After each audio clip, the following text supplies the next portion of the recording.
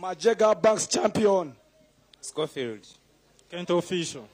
Shanbeck. Mr. Mbara. Elite. Brown Mushiga. Hans Promotions. Nimbasagamba kubizina ry'omuntu manyi. Surprise Media. Peto Top. The Arc Media TV. Aziz. Alan. Asuraman. Adela Rela. Kosuma Sherma King. Golden TV. Honest. Ni oria. Nanogungu aria. Business. Yes. Kandi abantu abakiri abatakatunire ticket kandi orahanga hari. Abibanda nyenda manager Joshua Nyambe wari ejo. Abantu abaribanda arikwenda ticket aribanda eruhuna transport twenda kubashomera inamba yesu. Ninga kafraya mwaka tunjire. Akibanda mwaka tunjira kafraya. Manager Josh ampe information ejo ehina nyaha. Ninga ije jinshomere abaru kunjiri twine Bona FM niye kunganya abantu abana no koragana nabo kugira ngo twikahaje kandi tugaruke mu kaje. Ya aba kampana twanagana na Global Buses aha Global henyine nemitware 5 kuruga kampara ukijaho kagarukayo ukashemererwa nito kire cya kibanza abaru kunjiri still na nabagambere aba ibanda a screen mbiri babitera eje n'urukunjiri ne namba yesu me yaho nuzagumza mbere abamuno bitarabe tukore bindi so ntuzagumante bera byaho ekiri kukora taho nizo bari yenyine izo bari yenyine everyone is welcome omuryango nuguza kwigurwa shahemwe yo mukasheshe aho kwatine event sezini nyinje zikuza korwa ahizoberiyo ya wanji batwebera bi ya show kiro kinde cyakabiri tukuchubaha the next day kono uza kurara aha orugeho the other day wachenga no cyero mukasheshe kahashahemwe nurugaho inchakarenga shahina kiriyari woko kurana ndankashidongo nchigomizamo arabanzaho mukasheshe naza kuba hariho breakfast. We are giving back as we are celebrating the industry. Tenda kubereka jane nga industry kwetambwire. Yes.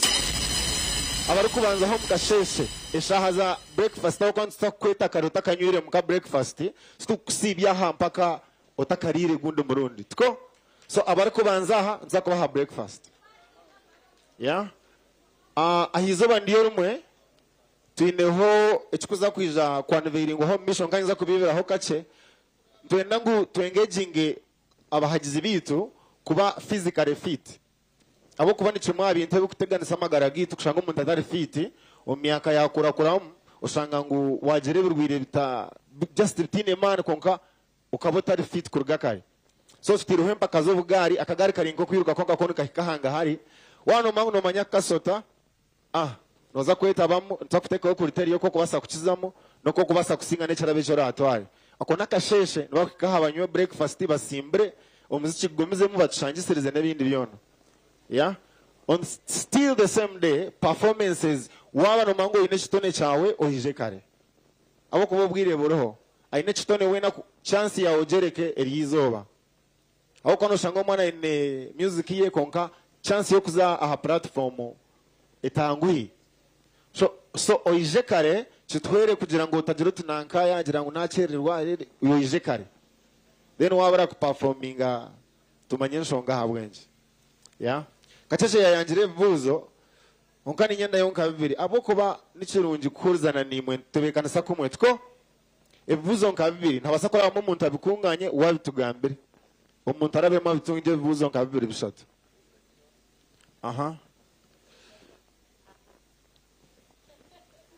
Abeshongozi banywane banje behireye kunshagika hizoberiyo speaker and like 1 minute. Abeshongozi banywane banje behireye kunshagika hizoberiyo nimpamya ngo nanabatariya nibinji abatwerekere support na no kutwereka green light ngo bari nitwe ahizoberiyo kandi nsimera ruhanga kushanga ngo tucengine twamanya ngo eji nenshonga yitutwena no kuteka hempinduka yo murundo gumwe twaye kunganya kugira ngo agare hamwe nugo gukora ki. Yes, ngana kigambira interview mwengu omukikuru wanje mawenkura kampo buti obuchenche yabumpabura mwengu obuhende bwandema yabuteka hansi kamwe nabuhenda nabuheza ekikumanyisa nguma muri solid, nothing can break you. Konka muri buri muntu akutambura wenka, buri muntu mamushango kwa yatambura maramanu wenka. No mwaka wa mwine eneme omwe. Konka muri scattered na bamaramanu mwena. Konka muri solid no mwaka wa mwine enemies bakwinganaje. You can maneuver. So mwebane munonga rukunde je gumeho na ahari faste gumeho na after faste gumizemu. Itahaba kwanje honka na nahandijo mweshongo zitugumize mtu ereke ki rukundo. Yeah. Nebyo bingi ninga bice ninza kuba ninyongeraho but ekibuzo kimwe ninga bibiri.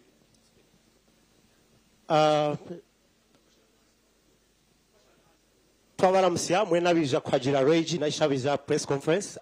Regi, yes sir. Amazina ganje abatukumanya manyeta Edwin Agawa Kurgom Speak Events and Marketing.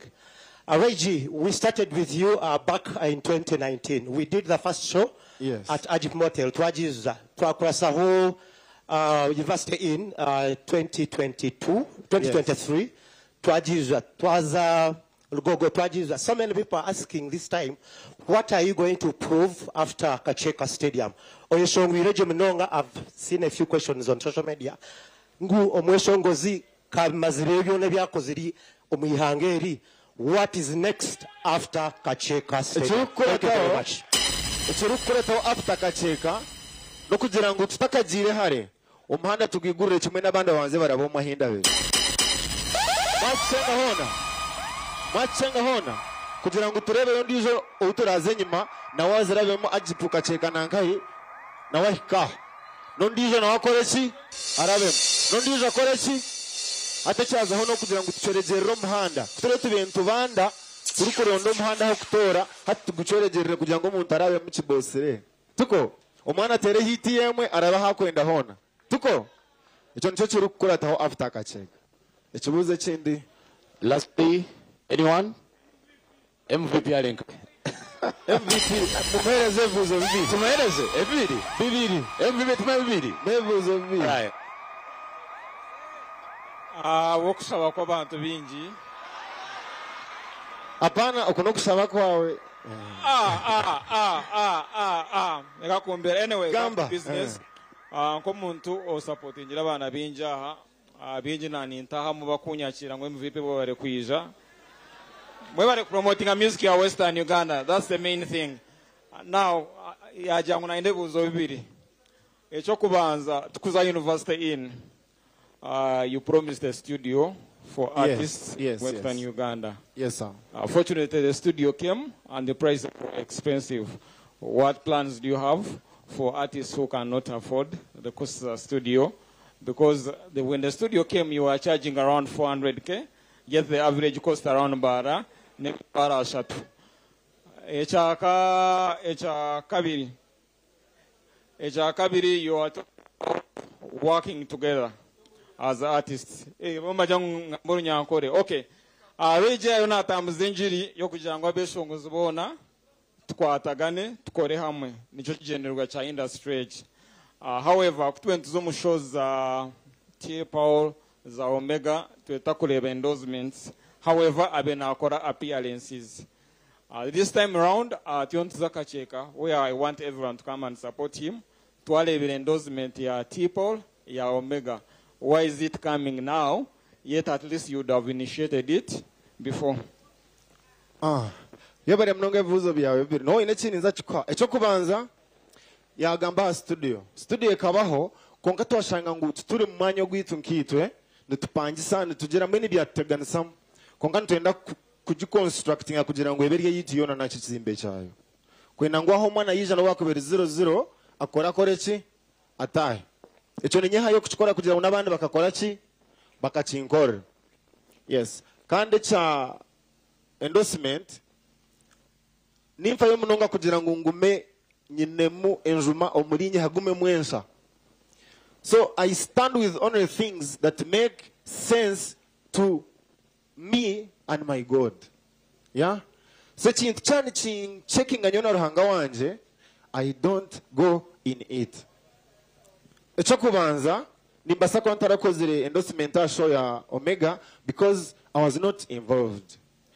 Kandi ko umuntu yabirakoze na nobati yaresere Omega kumkozesa show, at least they would have consulted. Batakagenzere kuzo mu mbere ku shetyo kandi nyina na maybe twakunyetaga konka ngume hana yibananyetere ninza ayibanyetire umunjeri yona yibanyetire munkakora ki nkazayo because I was ready to do it. Yeah. Ensonga ahabwenki ntarahire T Paulo endorsement. It's because show ya T Paulo ekija immediately enyuma ya Omega kandi Omega kabarangire kare. I could not appear in a way to sabotage Omega in any way. Even if it's in darkness, I wouldn't do it. And Alpha Music Entertainment ne manyensonga ejo tukagamba batakatire yosho nabashobora ngu yaba show eri enyuma ya Omega, I'm not with them. When I get Mr. Omega, I will lay my body down and we do a show. And they chose to do it before, and I did not be part of it. That is it. I stand for the truth. That is what I stand for. Something that checks me with my God, I don't do it. That is it. So, nayanga kukoresha intirimanta yanga, nyina hinkwi, nyoni nchiriza ngutunyine kusabotajinga. Umugisha gwomuntu tunyine gukora ki? Kuguru batamu nobita kwa takwichirizana. Na chikoro muringo gwenta musabotajinze. That is it. Ekibuzo kindi Okusabota alimba. Wanze? Yes, amazina nabanyeta kora business or Western Bloggers Association. Ekibina kyugita Western content creators bono mu Western Uganda. Nyowendo Treasurer Western Bloggers Association. Regi ntwenda kusima bwa itafari lyokuteka bwa Western Uganda. Abo kugira ngo nitwe abaye baryo mu industry before tukaba motivated no guma followinga na amanu go kubotiremu. Ninyongera gambira buri omwe wena nti hard work pays and consistency matters. So ekinkwenda kubuza, how are you willing to support us Western the bloggers in Western Uganda? The content creators are many, they support your music and Western Uganda music, but on the other hand they are left behind. So they are not left behind because we are with them. Tubinaha Nejeshati tukuzana na content creators. We go hand in hand. We create craft that we share in content creation. Tuko. And wawa inechintu necho kwenda koragana nitwe mazimenji zigwire. Tina itkwasa kulivingo ndijo behind. Tanto etega acting or anything itkwetagira. Teka koragana because there is no way we can survive to independent rabesho ngozibonka. We can't blog for ourselves. Ni momwenka tumukaye kora hama horere tuko. So it is inevitable ngu tukach chwanyaguza. We have to be together. Ngachimwere ni tuze hariya tumashane. Okay. Na nyina abanyine kibazo kambanze kwasimba mwena. Kandi ngaruke nsime King Ray G and Golden TV. Ekina nyenda kubuzaho. Esewa. Watugira ngukora mare egisho. Noza kuteka hugundo mahanda abandi barabeho. Umuhanda guru gwenye n'ugwendo bararabe. Okay, kandi izo ntikunda music yawe. Nonda kutugira ngo noza kwemereza kweshongora kandi tukwe. Apana. Tigwija kwemereza kweshongora. Kwiyaho ninza kufayo kurango ahindu kuraba naguma ninjira ho ntuno ndizo yakora ki yahika hari yahimbe nahika tugendere kimwe twene. Ona nacengeka. Kugira ngo twena twarebo mwana ngo ainemo tumuze nyima tukore ki tumusembusiye tumurabye ahiturabere. Yeah. Omukuru pro design ekibuzo. Yeah. Nawe monsieur. Sigambe chanje mnonga. Before I do that, my name is JKs and I'm very happy to be here for Regi. My reason is for these people behind me, mostly Shongo Zavaria, but Avakuija, Rising Stars. I've been happening on very many shows and they struggle so much to have stage. At some point, the Shongo Zava mweni bashashura kuiza stage. So I don't know how they are going to handle that. Thank you.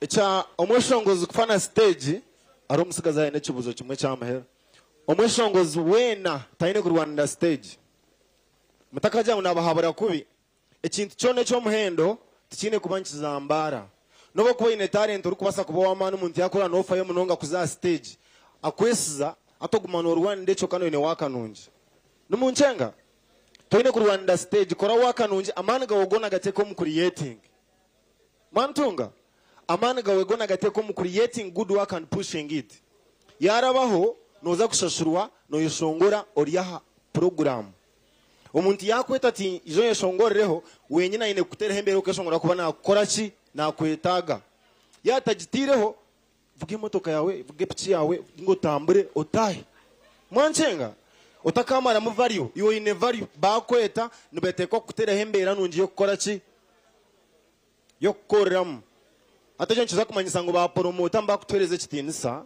koka ko gumuta kumanya kitinisa cyawe ntubanke ntu hano rashanga no mukishaka kandi ori ya bendera no chenga so omwesho ngo zitayine ku Rwanda stage at any level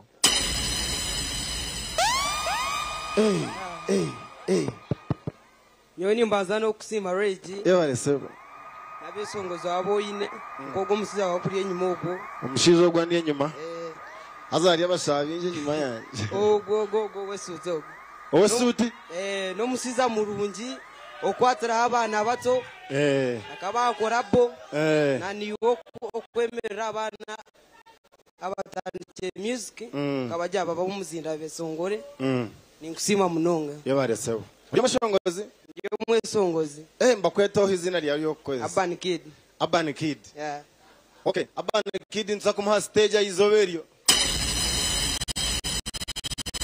Urban Kid tumukore ki kandi twashanga ine munsi zakumukora nebindi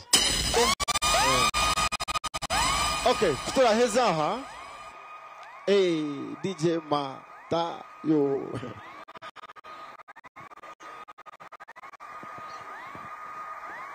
nashimira ranyo kuba policeman Isaba right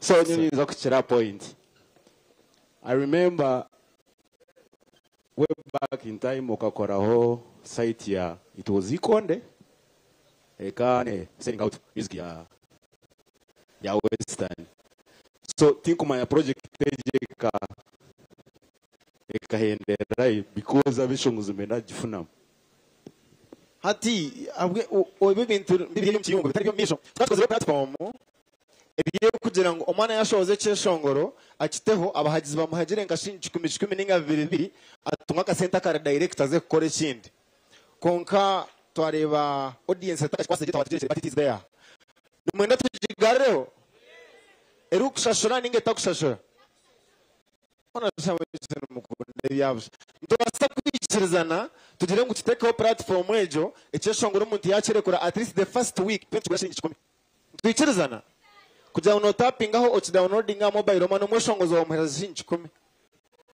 ejo nza kuchikora horeita twire chiyo background ni chikora neje shawe namba chimusia honga chibe chiya hold yebare muno kutora heza aha za kushobora heri yakatimba kugira ngo batera umpira batatwara ki batatomera two honga chibe chiyaho nigomeza kuhiga ngo chibanza cyo kwikumena kumwe ekikuza kubaha tikikabahoga nabanye makoresho abagizi banje nibatera mama nokore empinduka niyo kagira ngo itwenkitwe tukoresho ze zabandi batakuturetera most people bakora show usanga yakora Kampala then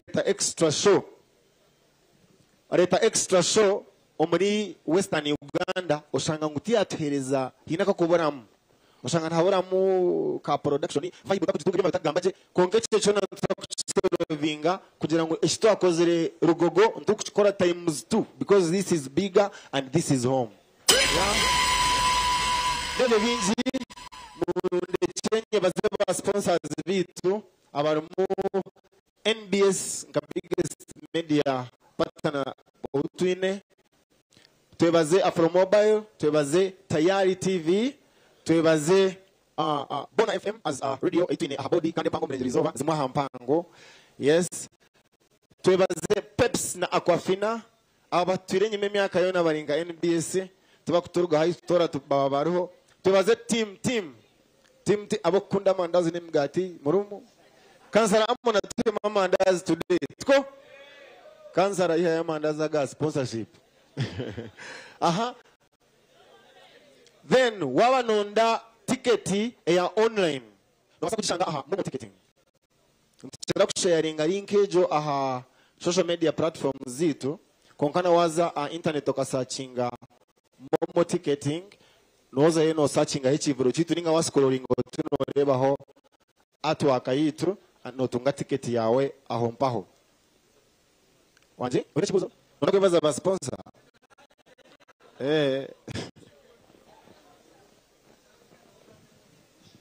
Asiboto mkuru rwejini kusima munonga aba music yawe na n'abantu bawe amazina ndi TikToker ninkozesa mutogo VIP inesonga yanje yeti abantu bahansi nibo kugambaho abantu bahansi bajya ngurweji na yeraga echo cyo ni kigamba nta kukisereka ngo nibiza bamusaba kurabo ajibima kandi bakumanya okwesongura bakuruga hansi ejensonga no bigamba hoki okitereze manya muntu we korabo tuba kujiguza ngo kureba bitabo mu maduka kugira ngo wija no gikoro mu madara ni process tukijoka nshanga amhana ni ntambure timpa korabo ni mantajine wao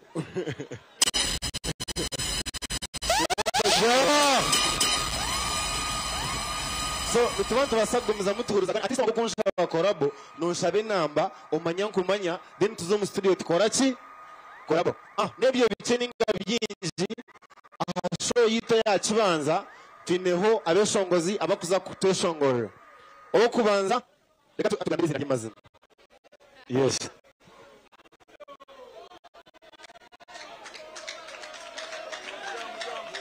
Hi guys abanyambara mugambati bananga olunyankole lero lusigadde waka but we love you so much. Thank you for coming. My name is Kando and this is my sister Katalea. We are so happy to be here. Reggie is our friend and we are so proud of him. We are inspired.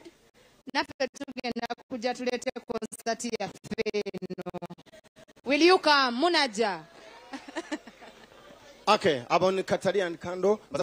Naniza mpia abatakushara kuba bari yaha kuba bitu tukora ki kugira ngo turakuseo tuko nuko ninga tona tugambe kashikana muza kwe kwa sobwire obwira kwa mpira okay kale Katalea Kando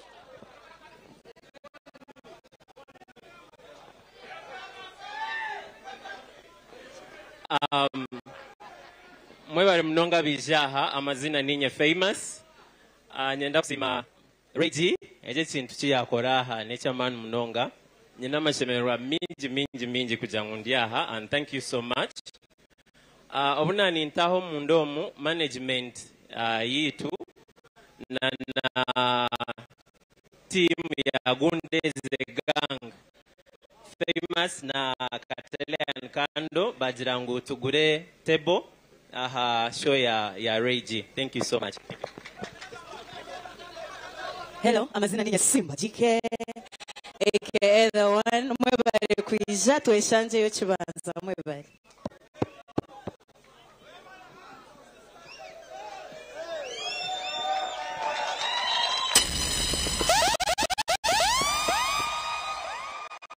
Musibireje and sister Charity ekikuru nimba manyisangu nimpuraje mukama bampero mcharay. Thank you very much. Hallelujah.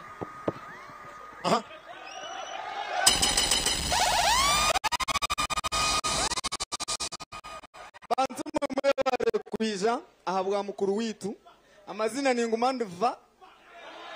Okay, abatimu yanje tuzaga mabinzi batakiye kace kandi tona tushira batine kuzampira. Timu yanje twikirizine ngu tickets za Arebad ziciro. Kweli. Nezo mtwaro, right? Zagura ticket makumiana. Niza kubikora na Uncle Josh. Josh ondonde wo tuganira yecho. Thank you bro. Yabari no.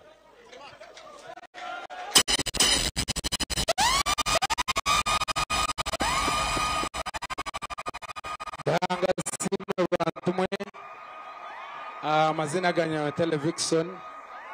Twabachira mwena akapeza msha. I can't wait to see you guys 1st November. Please come and support the brother. God bless you.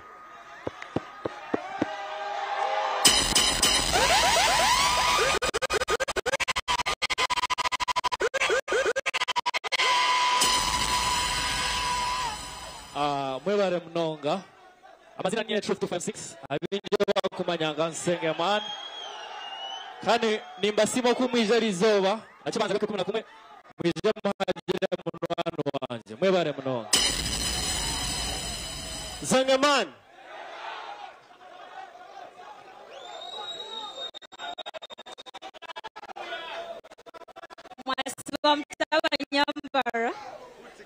My name is Haley Baby.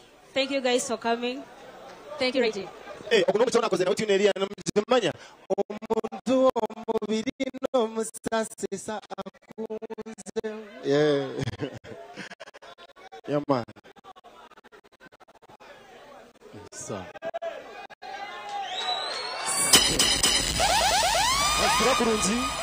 Buche. Nabashemere kwija. Nyo banyeta famous ke. Nyo bakushemererwa kwinji. Na Reggie ebintu byakorire industry yitu nabanyine kitiso tuko okushana boje kirecho nanye no teka ngu abantu abazire hamaninka Truth People MC Kacheche nabandi twarwa kacheka tinosho ya Kacheche turajyeho to organizing a show a university in yokusima Reggie awe bintu byakorire industry yitu twatekereza tukimuhereze nawe yaba natambura agira techi bakachimpa bwo koreki twoweza muri mungu kare mbakwetu hamshaho yes mwebare kwija anyo tinjira bigambo bingi Fitboy MJ as usual kandi ndiyo muntu yakuze sound atuze kacheka abajihurire tuze kacheka mu Uganda Reggie tinyina bigambo bingi nyo tinjira bigambo bingi ekinkwendeza ni kwendeza concert nonji eyihorere wabare ekintu cyokozire aha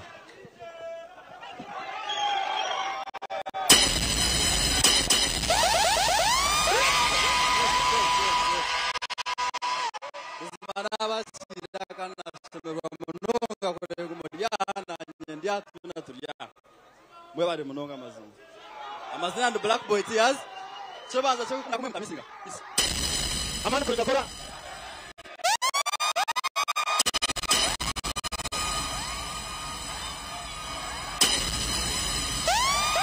yo muragamba kimwena tiwe chakwera nenchi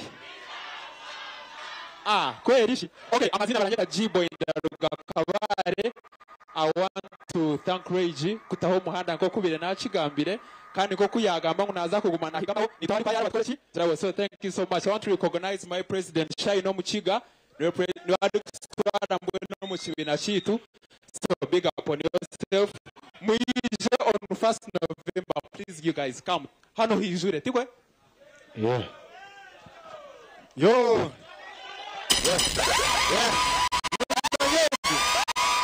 Manyago oguno musawo man wakora beat set point shongoramo akashobora ko wishe oguno yakatiri akama iruzi no yakatiri akaibede no yakatiri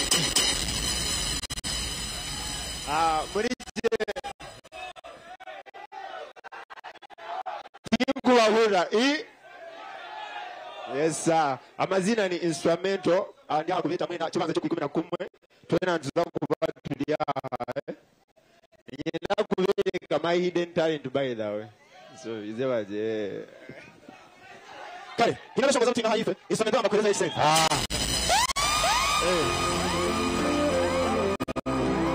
shine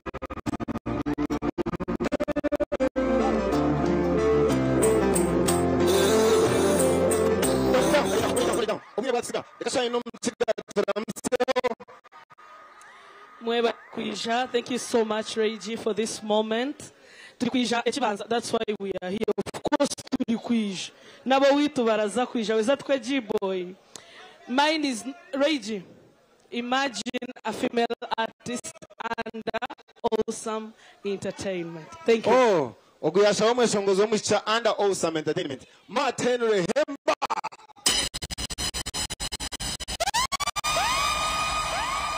konkime bantu mwe nanisha bangutwara gomusho yakacheka kuri Martin Show Nimuishiriza Baza bubura about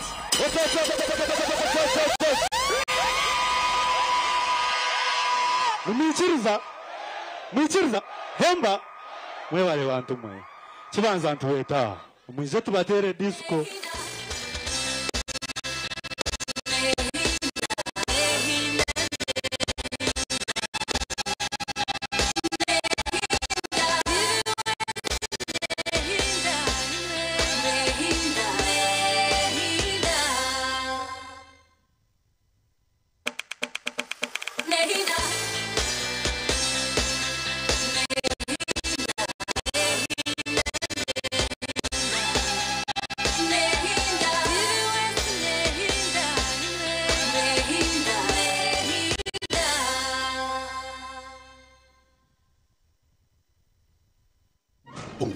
TV West neja kuberera hamwe okurwa mu byaro okuza mu town umuntu teraneza bari ku rundo bururu hamwe n'ibiganiro turi mu cyanga cyawe eshayona turi kuretera ebirukufayo amakuru gaho naho na buri kimwe cyona eco murebi wito aine kumya biza kumisi TV West neja kuba neja kwisiyaho TV West